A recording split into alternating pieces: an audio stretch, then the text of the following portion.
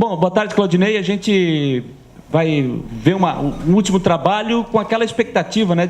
E não só nós da imprensa, mas o torcedor também, com aquela expectativa de ver o mesmo time, com aquela mesmo desempenho do jogo contra o Grêmio para essa partida. Mas a gente sabe que você tem algumas ausências para essa partida. Mas eu gostaria de começar perguntando primeiramente sobre a situação do Marquinhos, né? Um jogador que você nos disse lá depois do jogo que já tinha vontade de contar com ele, mas a gente sabe que ele sentiu o quadril, enfim. Qual é a possibilidade de você contar com o Marquinhos para esse jogo? Você já tem alguma informação sobre isso? Eu conversei com o Marcos segunda e ontem, né? E hoje vamos ver se ele vai para o campo. Eu acredito que ele vai tentar pelo menos ir no campo, não passei no DM agora, vim direto aqui para a coletiva.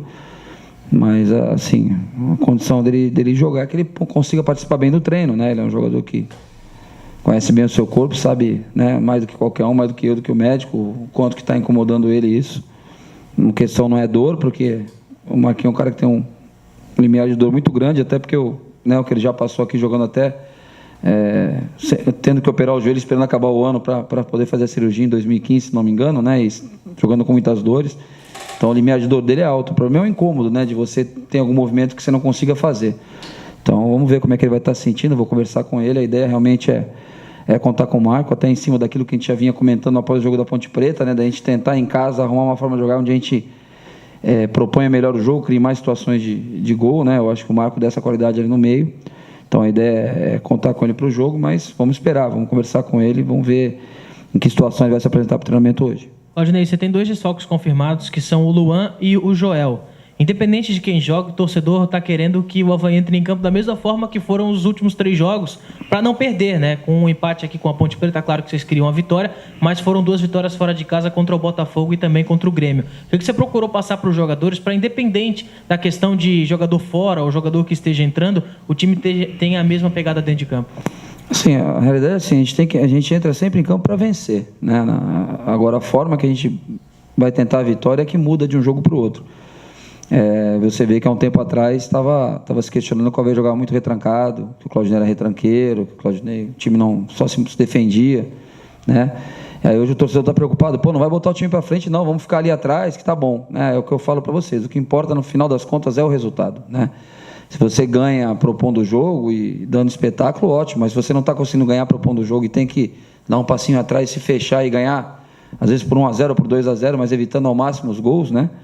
É uma forma de vencer também. A gente vai entrar procurando a vitória, mas eu acho que a gente tem que ter os cuidados defensivos, mas penso também que a gente tem que buscar ter um pouquinho mais, de criar um pouquinho mais em casa, né? A gente não pode ficar, até porque o torcedor, por mais que ele entenda o momento do clube, eu acho que ano passado a Série B o torcedor entendeu maravilhosamente o que a gente estava fazendo e jogou junto, né? Mas na Série A, mesmo sendo a Série A mais difícil, a gente sente que o torcedor quer um pouquinho o time propondo mais o jogo, e a gente vai tentar isso, né? Se vai ser fácil, não vai ser fácil, a gente não sabe. Curitiba, apesar de viver um momento ruim na competição, começou muito bem o campeonato, tem grandes jogadores. Então, acho que a gente tem que procurar dar um passinho à frente, ver o quanto que a gente pode ser mais ofensivo sem abrir mão dessa consistência defensiva, achar esse meio termo, principalmente dos jogos em casa, né? A gente não pode ficar em casa, dar bola para o adversário e ficar só marcando, porque a gente precisa desses 3 pontos em casa para recuperar aquilo que a gente já perdeu. Então vamos tentar propor com uma boa consistência defensiva, apostando que a gente tem zagueiros rápidos, que em algum momento que a gente tiver um pouquinho mais disposto, eles conseguem fazer essa volta rápida, essa transição defensiva rápida e buscar a vitória. A gente quer também sempre vencer, quer sempre não tomar gol, esperando que a gente possa repetir isso amanhã. Ô Claudinei, atleta muito badalado aí é o Douglas, né? Goleiro, só se fala no Douglas, campanha, Renato Gaúcho falou nele, sei que foi goleiro, fala do momento do Douglas. E você tem medo hoje desse assédio para cima do Douglas? Não, acho que é uma coisa natural. Em primeiro lugar, tem que dar os parabéns pelas atuações do Douglas, né? Inegavelmente foi muito bem, se preparou para isso, né? E eu sempre falo, e já falava no passado e no início do ano, quando o Maurício vinha bem também, foi o melhor goleiro do estadual, que o Maurício esperou a chance dele e foi muito leal ao Renan. Então, quando ele teve a chance, ele foi premiado. E o Douglas esperou a chance dele, foi muito leal ao Maurício, né, ao Kozlinski, e se preparou, treinou. Eu acho que a gente tem que... às vezes, os profissionais que são do clube não são tão valorizados, né? Talvez se a gente tivesse trazido um preparador de goleiro de outro clube, iam falar que os goleiros estão bem, porque o preparador de goleiro que veio de tal clube que está fazendo isso acontecer. A gente tem o André Croda aí, que acho que o Avaí já vendeu 2 goleiros, né, se não me engano, o Wagner e Renan, não foi isso? Fizeram grandes campeonatos. Ano passado, o Renan, na minha opinião, foi o melhor goleiro da Série B. Esse ano o Kozins foi o melhor goleiro do Catarinense, agora entra o Douglas, 3 atuações maravilhosas. Então, além do talento desses jogadores, é lógico, da qualidade, o mérito é sempre dos atletas, mas a gente tem um profissional hoje que tem colocado goleiros em situação muito boa para jogar no Avaí. Então, a gente tem que valorizar o trabalho do André, e às vezes, como é aqui da casa mesmo, ninguém valoriza muito, né? Não tem esse status de... Talvez se o treinador tivesse vindo e trazer alguém de fora, pô, o Claudinei trouxe o treinador de goleiro que está fazendo um milagre. Né? Então, lógico que o mérito é a mesma coisa que eu monto o time, o mérito é sempre dos atletas que executam. Né? Mas eu acho que o André tem trabalhado muito bem, não só parte técnica, mas essa parte, o ambiente entre os goleiros é muito bom. Né? Você vê ali um jogando e o outro ali incentivando, um cooperando. Então, valorizar o Douglas pelo que tem feito, valorizar o Maurício pelo que fez até então, né, o Kozlinski, e valorizar o Croda, porque é ele que está fazendo o trabalho com esses jogadores mais especificamente. Claudinei, a gente sabe que tem muitos jogos pela frente, mas pode dizer que o Avaí, o time, do jeito que você quer, encaixou?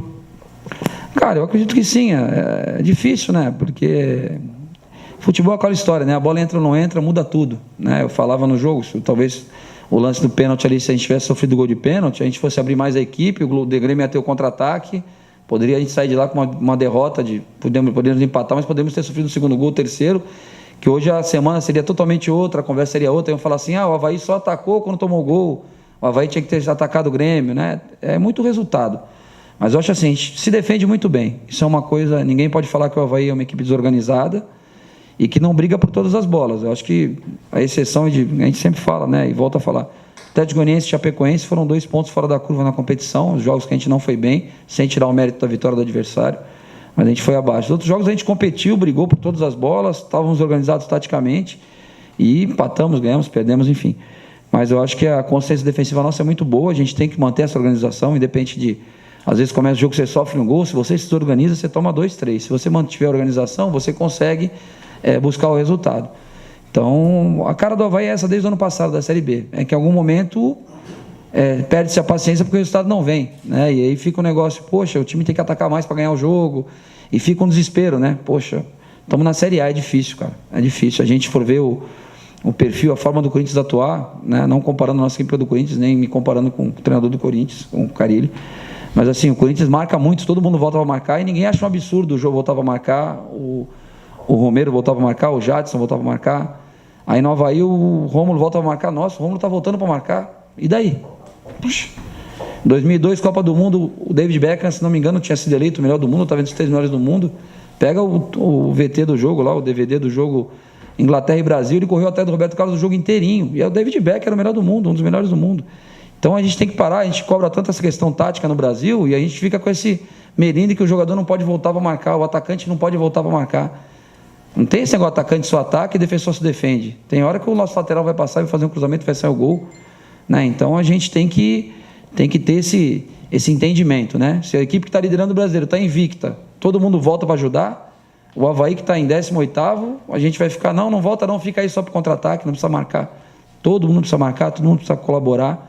Né? A gente entende, o desgaste é um pouquinho maior, por isso que geralmente a gente acaba trocando. No último jogo saiu o Rômulo, saiu o Juan, que os jogadores têm mais desgaste por essa função, né? Mas tem que cumprir e estão cumprindo muito bem. Por isso que às vezes o jogador não é tão bom, não faz um jogo tão bom tecnicamente, mas eu como treinador eu entendo que taticamente ele está cumprindo aquilo que a gente pede. Né? Então a gente tem, sempre o jogador tem um voto de confiança mais com a gente. Para esse jogo, dentro daquela estratégia que você tem, sem fugir muito dentro daquela característica que você tem utilizado nos últimos jogos, o que muda com a entrada do Simeão e também do Júnior Dutra? Eu não sei se o Simeão vai entrar ainda, né? Eu sei que está escalando o time, né? Não fizemos nem o coletivo. Independente do volante que jogasse, jogando o Simeão, jogando o Lucas Otávio, a gente puxando o Pedro Castro um pouquinho mais para trás, né? A gente... característica é um pouco diferente, porque são jogadores que têm uma chegada maior na frente, né? A gente tem no Luan e no Judson ali um porto seguro ali para frente da zaga. A zaga fica muito bem protegida com os dois, né? E a gente quer que esses jogadores que entrem, seja Simeão, seja Lucas Otávio, seja Caio, César, seja Pedro Castro jogando um pouquinho mais atrás, enfim, qualquer um que jogue ali, que ele consiga chegar um pouquinho mais na frente e consiga voltar para ajudar. E ao mesmo tempo a gente tem incentivado o Luan e o Judson a chegarem um pouquinho mais na frente, que são jogadores jovens e podem evoluir nisso aí também. Né? Então a gente tem que achar um meio termo. Não quer dizer que o mais defensivo é pior que o outro. Os dois são necessários, né? Depende do momento do jogo. Então lá a gente, quando optou pelo Simeão, a gente sabia dessa chegada dele um pouco mais forte na área do adversário, né? E foi feliz, fez o gol. E a gente sabe quando como optamos começar com o Luan e com o Judson, a nossa marcação fica muito forte, são jogadores muito fortes na marcação. Então vai ter momento que vai jogar com os 2 de marcação, pode ter momento no campeonato que a gente joga sem nenhum dos 2, com 2 volantes que saiam para o jogo, né? E independente de quem jogar, independente da característica, a função tática não muda, né? Não é porque a gente vai botar o Simeão que ele não vai ter que fazer a mesma função que o Luan faz, muda a característica. Mas o posicionamento dele dentro do campo, a movimentação dele tática é a mesma dos outros, né? Com isso que ele ganha em termos de ofensividade, pode perder um pouquinho na marcação. Então a gente tem que botar tudo na balança na hora de escolher os 11 para começar o jogo. Aldinei, no último jogo contra a Ponte Preta, você foi perguntado na entrevista depois do jogo sobre a campanha do Avaí. Você disse que é uma campanha que podia ter sido melhor realmente até agora, né? Independente de aproveitar a má fase ou não do adversário, é a hora do Avaí vencer e melhorar esse rendimento em casa para dar um salto na tabela também? A gente tem que vencer, né? Não adianta. A gente tem que procurar vencer sempre, sabe da dificuldade. Eu particularmente, eu preferia estar jogando contra o Corinthians amanhã do que contra o Curitiba, né? Porque é um jogo que o torcedor viria com aquela tolerância lá em cima, vamos jogar contra o Corinthians, a gente vem de uma vitória contra o Grêmio, né? Tudo que está em volta teria uma paciência muito maior, porque o torcedor às vezes olha a campanha do Curitiba, ou os últimos jogos do Curitiba, e não sabe da dificuldade que é jogar contra o Curitiba. É uma equipe muito bem armada, tem jogadores de frente muito bons, né? Tem o Alexandre no banco de reserva, né? Tem Henrique Almeida, tem Kleber, tem Rildo, né? Tem uma equipe boa, a equipe do Curitiba não é uma equipe ruim, vem de resultados ruins. Então a gente espera que o torcedor venha com essa paciência, entenda um pouquinho e tenha um pouquinho de paciência, que a gente possa fazer um grande jogo, mas sem dúvida nenhuma eu já venho falando, a gente tem que encaixar 2, 3 vitórias para a gente conseguir distanciar um pouquinho, né? Sair um pouquinho da zona do rebaixamento, respirar um pouquinho fora, né? Porque aí tudo fica mais fácil, o jogador ganha confiança, né? Às vezes aquela bola que não está entrando, porque o jogador às vezes acelera um pouquinho mais da finalização, ou o último passe, ou se precipita um pouquinho. Pô, você fora da zona de rebaixamento, 2, 3 pontos, o jogador vai ter um pouquinho mais de calma para finalizar, né? Para tomar a decisão certa. Isso aí tudo colabora. Esperamos que a gente vença o jogo, mas a gente sabe que vai ser difícil, respeitamos muito a equipe do Curitiba. Saiu uma nota da Associação dos Treinadores de Repúdio, aí, que tem até a figura do Caio Júnior, sobre o grande número de técnicos demitidos até agora, séries A e B, 17 treinadores, se eu não me engano. Como é que você vê essa questão? Você se sentiu pressionado em algum momento aqui no Avaí em virtude desses resultados negativos e a pressão, Claudinei? Cara, o treinador no Brasil, a gente está sempre pressionado por resultados, né? Porque às vezes o trabalho não é avaliado como um todo, e sim, hoje em uma semana você joga 3 jogos, se você perder 3 jogos, em uma semana você deixa de prestar, né? Ou se empatar um em casa e perder 2 fora. Então a gente nunca pode estar com... Eu mesmo me impressiono muito, né? A gente nunca pode se acomodar. Não posso achar que o que eu fiz já está bom, né? Senão a gente cai numa armadilha aí de não querer evoluir, não querer buscar alternativas, não querer trabalhar com os atletas. A gente lamenta, eu acho que algumas demissões, eu não vou falar de uma ou de outra, porque a gente vai ser injusto com alguém. Acho que todo mundo que perdeu o emprego merecia estar trabalhando ou não queria perder o emprego. Umas têm mais repercussão pelo peso do treinador que foi demitido ou pela situação do clube, mas eu falar assim que foi pior mandar embora do que B ou do que C, eu acho que todo mundo é igualmente injusto. Hoje nos fala do Sérgio Soares, que ficou acho que 19 dias ou 20 dias no Goiás, 29 dias, não sei nem se foi 19 ou 29, alguma coisa parecida no Goiás, né? Só que não se fala porque não tem tanto peso. É fácil a gente falar do Ceni, do Mancini, né? Porque tem uma repercussão maior do Batista, né? Então, como você falou, não é só a Série A, são todas as séries. A gente espera que isso acabe, né? E essa regulamentação que a gente está buscando da profissão é justamente para isso, para que os clubes tenham um pouquinho mais de responsabilidade que o profissional que contratam, que só possam contratar outro profissional depois que estiver tudo certo com eles que eles estão demitindo, porque senão né? Manda embora, contrata outro, depois a gente vê se vai pagar esse que mandou embora, vamos trazer outro. Agora aqui no Avaí, assim, eu tenho minha consciência tranquila e confio bastante no presidente, no Jocelino, no pessoal que comanda o futebol, no Agnello, independente de amanhã depois eu posso sair, que eu acho que é uma coisa normal no futebol, ninguém é eterno, né? Quantos treinadores já passaram por aqui. Mas a gente sabe que a gente está fazendo tudo que foi combinado até agora. Os resultados não estavam vindo, agora, graças a Deus, melhoraram um pouco. Não podemos nos acomodar, achar que está bom, mas tem que melhorar muito mais. Mas se o dia eu tiver que sair, eu vou sair com a minha consciência tranquila, que até então, até hoje, eu sempre fiz tudo que foi combinado para a gente conseguir tirar o Avaí daquela situação de clube que não paga salário, de clube que tem uma folha que não consegue honrar. Então, eu estou envolvido no processo, né? Agora, se o resultado não vem, mesmo você fazendo tudo certo, é normal que você seja excluído. A gente lamenta as demissões, eu acho que falta um pouco de respeito, às vezes, com os profissionais que estão ali e de observar o trabalho que está sendo feito, de dar um prazo. Ninguém em 43 dias, em 40 dias, consegue desenvolver um trabalho minimamente correto, né? Difícil a pessoa chegar e já encaixar. Eu volto a falar, o que aconteceu aqui ano passado na Série B, né, de eu chegar e o time começar a ganhar, é a exceção, não é o normal, aquilo é uma exceção, né? Senão todo clube trocar o treinador no meio da Série B e ia ter sucesso. Então, eu lamento que isso aí aconteça ainda. Acho que o Abel deu uma entrevista muito competente. Aí o Abel tem até mais competência, mais anos de rodagem do que eu para falar sobre isso, onde ele lamentou também essa dança das cadeiras. Né? E a gente tem que trabalhar para que isso melhore com a regulamentação da profissão, porque aí as coisas vão ser mais claras. Né? O clube contrata, sabe que se contratar vai ter que pagar antes de contratar outro, ele pensa um pouquinho antes de demitir, ou então uma limitação, quantos treinadores podem trabalhar, né, por temporada no clube ou para o campeonato, e também para os treinadores também, né? O treinador também sair de um clube, quantos ele pode dirigir mais no mesmo campeonato, porque serve para os dois lados, né? A gente está vendo lá do treinador, mas também, às vezes o treinador recebe uma proposta e muda de clube, quantas vezes ele pode fazer isso no ano? Né? Então tem que ser uma via de duas mãos, né? Porque a gente não quer só o benefício nosso, a gente quer o benefício do futebol brasileiro como um todo. Claudinho, você consegue perceber o time antes desses 3 jogos aí que você conseguiu fazer sem perder? Não só o semblante, não só a ansiedade, mas como também dentro de campo, a jogada está fluindo mais, as coisas estão fluindo mais, depois de tudo que vem acontecendo depois desses últimos 3 jogos? Cara, assim, trabalhar com vitória, o ambiente fica muito mais leve, né? Isso aí é inegável. O jogador fica com mais confiança. Assim, eu não enxergava um rendimento ruim da equipe, né? Por isso que em nenhum momento eu me desesperei, eu fiz mudanças drásticas na equipe, né? Vocês não viram assim, perdeu um jogo, empatou outro, o Claudinei trocou 6, o Claudinei mudou 5.